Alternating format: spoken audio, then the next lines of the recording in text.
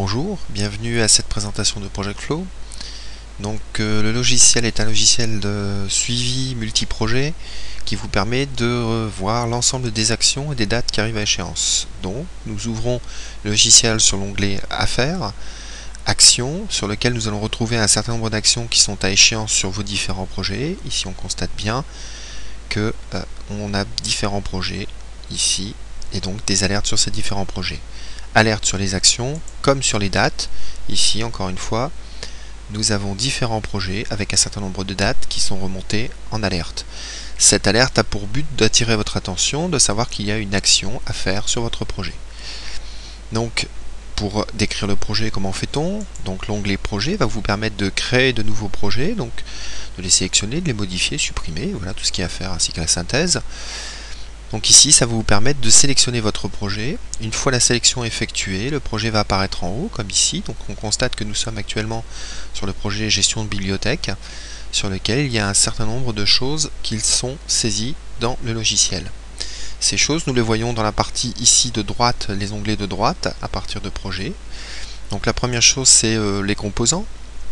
Donc nous allons avoir ici un descriptif des composants de votre projet.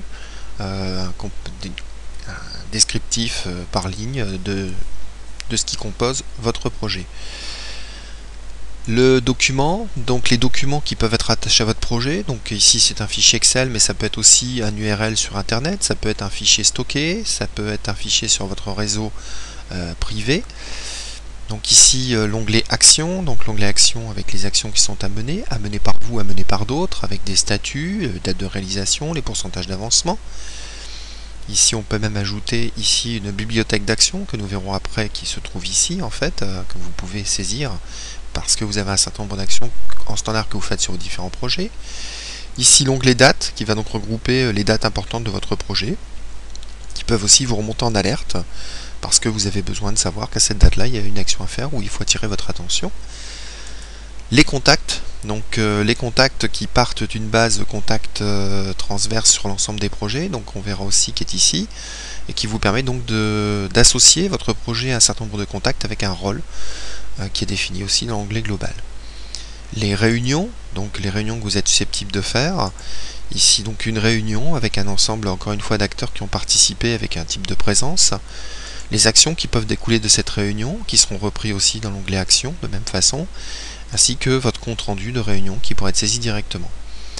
Enfin la dernière chose, l'onglet Météo, donc qui va vous permettre, suivant des axes que vous aurez vous-même décidé, de pouvoir remonter un état de votre projet, savoir si ça se passe bien ou il y a quelques problèmes, et donc pouvoir donner une synthèse de votre projet à vos managers par exemple, ou d'autres personnes pour pouvoir diffuser un peu ce qui se passe sur votre projet.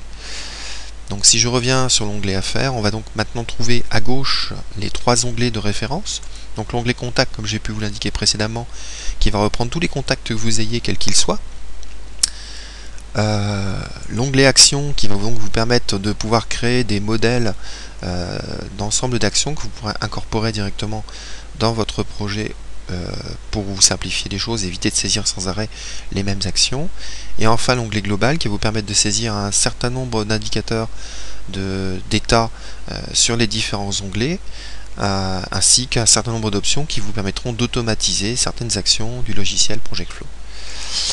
Voici donc ce que peut faire Project Flow dans la partie visible. Évidemment il peut faire beaucoup d'autres choses. Je vous conseille fortement d'aller voir les autres vidéos qui vous présenteront plus en détail chaque chose, en sachant que je mets régulièrement des vidéos avec les améliorations apportées sur le logiciel.